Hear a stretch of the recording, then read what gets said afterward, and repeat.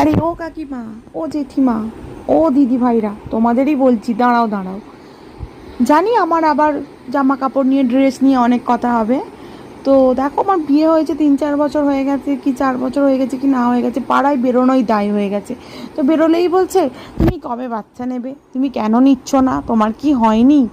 আরে বাবা, একটা বাচ্চা নিতে গেলে কত কেমন খরচ কি না খরচ তোমরা জানোই না। আবার অনেকে বলছে যে আমাদের কি বাচ্চা হয়নি, তোমার কি বাচ্চা আমরা কি বাচ্চার জন্ম দিইনি, ও ঠিক মানুষ হয়ে যাবে। আরে কাকিমা, জেঠিমা, দিদিভাই, তোমাদের বলছি, তোমার বাচ্চা আর আমার বাচ্চা মানুষ করা আকাশ পাতাল তফাৎ। তোমার বাচ্চা যেভাবে মানুষ হবে, আমার বাচ্চা ঠিক সেভাবে মানুষ হবে না। আর একটা বাচ্চা নিতে গেলে কতটা খরচ, কতটা কি, তোমরা হয়তো সত্যিই জানো না এই এখনকার দিনে। আর তোমরা যে কথা বলছো, তোমাদের হয়েছে বহু বছর আগে। এখন একটা বাচ্চা নিতে গেলে কত কি খরচ। আর সব থেকে বড় কথা, বাচ্চা নেওয়া না নেওয়াটা তো তার নিজস্ব ব্যক্তিগত ব্যাপার না। তোমরা কেন রাস্তায় বেরোলে এইসব কথা বলো, আমি বুঝতে পারি না। সারাদিন কাজের পরে না এইসব নিয়ে আর ভাবতে পারি না। হ্যাঁ, আমিও জানি বাচ্চা নেওয়া দরকার, সমাজে থাকতে গেলে বাচ্চা নিতে হবে। তো প্লিজ এইসব নিয়ে মাথা ঘামাবেন না, নিজের ঘরের কাজ করুন, নিজের ঘরের খান, ঘরের বোনের মোস্তারান, কোনো অসুবিধা নেই।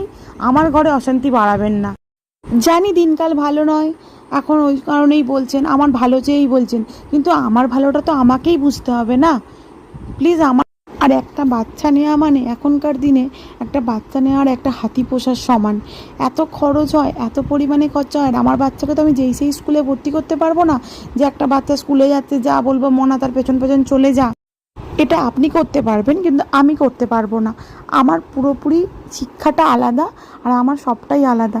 অনেক বাচ্চার বাবা মাকে দেখেছি যে একটা বাচ্চা আছে, তার বাবা মাকে দেখছেই না, বাকে বাড়িতে রেখে বৃদ্ধাশ্রমে পাঠিয়ে দিচ্ছে। তাহলে বাচ্চা নিয়ে কী লাভ বলুন তো? সত্যি কথা বলতে, আমার যেটা অ্যাফোর্ড করার ক্ষমতা, আমি তো সেটাই করবো নাকি।